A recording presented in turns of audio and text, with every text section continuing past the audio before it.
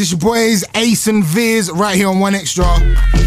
And it is time for our mixtape of the week. Each and every week, we highlight a brand new mixtape that you guys should be checking out. We are happy to have the two individuals behind this week's mixtape of the week in the studio right now. DJ Snips and Stylah. What's going on, guys? Yeah, what you saying, brother? How you been, man? Yeah, good, you know, good, man. Just excited, man. New project out and that, you get me? How did you guys hook up to do this project? It's kind of been a long time coming, to be honest. It's actually a sequel to the first Crash Course, which I still can't believe it, but came out 6 years ago now. Yeah, like 5 years ago, man. Time flies, innit? What took you so long to come up with the sequel? You know what? It's something that, like, more or less as soon as we finished it, like we were saying, we're gonna do a part 2. But you know what it's like, innit? Like everything just gets in the way and that. You know what I'm saying? And then it just come about. I go, Snips, you know what? You're coming round. We're doing this thing now. You get me? Yeah, man. Snips, as a DJ that's respected around the world at the moment, I appreciate that. Knowing that, you know, mixtapes are very important. Yeah. Who would you say, apart from Stylah, of course, has got it down to a T? Who would you say is the best mixtape artist that you've come across? Wow. Or one of them. Are we talking across the world? Across the world. UK across or US? the world. Across the world. I don't know if I could narrow it down to one. Yeah. There was a time when I thought Saigon had the best mixtapes out for a good couple of tapes that he did. Papoose as well. Obviously on this side of the pond, definitely SAS.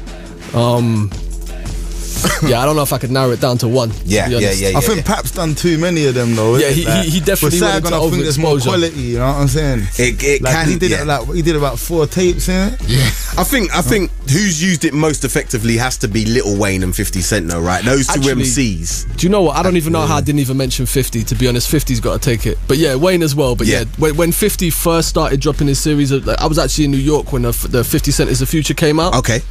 I've never seen, like, he changed the whole mixtape game. I've never seen a mixtape impact like that. Like, impact bigger than even certain albums that have come out till today. Like, yeah, man. Whenever you mention 50 to like a diehard fan, they always talk about the tapes before, over the albums. You know what I'm saying? So, Stylah, as an artist, would you say you enjoy putting together a mixtape rather than an album? Would you say it's more fun or? Yeah, you know what? I think you can get away with more on a mixtape. You know what I'm saying? Yeah. Like, and you can put more like sporadic things in there that you wouldn't put in an album. You get me? With an album, I think it's like you're coming out with like direct. Like you got sort of agendas that you got to hit throughout that album. You see what I'm saying? Yeah. Whereas with a tape, you can just go mad. Okay. You know what I'm saying? So as Snips, like, you've been back and forth from here and New York. Like, are we now in the UK using the art form of mixtapes in the same way they're using it over there? Are we getting the most out of it? If anything, I think I think it's better for UK artists right now because it's almost like the mixtape game in the US got so oversaturated. You don't see the way K-Slay was dropping tapes a couple of years ago and Green Lantern. You don't really see that so much over there. Whereas I think now here, because I mean, you know, with all due respect to the UK scene, in a lot of ways we are a little bit behind, and we do catch up onto things a little bit later than what they do in the US. So I think right now that whole mixtape scene is thriving over here, and it's almost died a death. In the States right now. So I think it's a better time for UK artists to be putting out mixtapes. We don't really use DJs as much over here in terms of for the mixtapes. You think that's a good or a bad thing? As a DJ, I think it's a bad thing.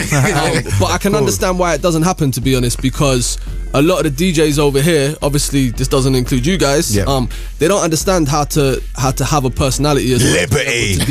No, like, I'm joking. Real talk though, like a lot of DJs, you know, they've got skills or whatever, but there's like, if you look at K-Slay or you look at Green Lantern or you look at even the older guys, even the Kid Capris and the Funk, like you know their personality as well as knowing their turntable skills. And I think a lot of DJs over here are only starting to realise that now. So I think you're going to see more of an inclusion of DJs putting together artist mixtapes. Definitely. Yeah. And Stylah, we've been following you since Poisonous Poets, man. Yeah, man. You still catch up with some of the guys? What you are know they up what? to right Low-key, like, I see Low-key about quite a bit. He's got like a launch of his new album in a couple of days or something, innit? Yeah. That's about it, really. Tony D. See Tony D about he's back on the battle scene and that, but yeah, we kind of gone our separate ways. Not even in no like them bloody poisonous poets or anything, but you know what I mean. They're doing their thing. I'm doing my thing. A reunion maybe. I don't know, man. We've got to get a bit older before we do all that. I hear. You know what? Trying to get Doc involved is going to be the hardest. He's flying high as a comedian right now. Yeah, he's doing his touring comedy the thing roads, and that. Edinburgh Comedy Festival, everything. Like, he's killing it. What happened to Reveal? He's still about. He's still about? Yeah. I speak to Reveal now and again, so. Is he rapping? Yeah. He's still rapping. Okay. Listen, Reveal's big in Iran, you know. I can imagine. Do you know what? I remember seeing Reveal battling someone for about 4 hours outside. What was that record shop that we used to be in Soho? The Real? Yeah, he was just out there for like 4 hours battling anybody that came. Yeah, man. Them man, they come from that original sort of thing of like, hip hop is hip hop, you know what I mean? And they could tear a guy's head off, you know what I'm saying? Lyrically. Like rap, you get me? Just like man to man, they'll eat guys. I think with what we're trying to do right now is because we kind of come from that, but at the same time, it's a completely new wave that's there right now, and I think it's really important for people like us who kind of come from that era and are still relevant today to kind of bridge those gaps, because a lot of the newer crowd they really didn't even realize there was a scene. From like, you know, the early 2000s and late 90s. Yeah, but you're seeing a lot more appreciation now though in these youngsters. Like I think over the last couple of years of like the finer elements of the art, you get me? Like before that I was thinking, right, where's this really going? Like where's the music going? You know what I'm saying? But I think now there's kind of like you see a little bit of appreciation now. You see Do you think that's because, you know, what you guys were doing was very much kind of focused on lyrics, good lyrics? And then, you know, the new wave kind of came in and it was more of a grime thing. It was more about just personalities. And now it's on a 360 again and everyone wants to be super lyrical. And that's where they appreciate you guys that were putting out that kind of material. And there's a happy medium there, you know what I'm saying? Like what you'll find is the artists that have come forward are good on both mediums, like the Wretches. I was just going to say, you got to give it up to Wretch for that. Like, I think he's been so important in bridging that gap as well. Seeing Wretch in the charts is a massive thing for like when you see them man on a successful tune, you don't think they gone pop, you get me? You just think it's a good Wretch song, you see what I'm saying? Yeah. And like I think that's what artists. Is that where you want to go, Stylah? Do you want to? Is it about charting for you, or is it? Well, it's about making money and making a living, you know what I'm saying? And it's about really doing this thing, making as many people here as possible, you know what I'm saying? Yeah. But it's about bringing people to Stylah, not like taking Stylah to every little like corner of that, you know what I'm saying? Not compromising too much. It's about bringing them to me. Yeah. You see what I'm saying? I gotta say, I love the fact that you're talking about bridging like the foundation and new school, because I gotta say, if anybody's seen Snips DJ, he does exactly that. He'll be playing like the newest tracks with some of the foundation hip hop tunes, and I always come in and say, I saw Snips DJ last night. I appreciate that, man. No, you go in. That's humbling, definitely. All right, let's get into some highlights of the brand new mixtape. I was in a strip club and he tore it down. Really? As well, yeah. I didn't want to say that. It's all right. Whoa.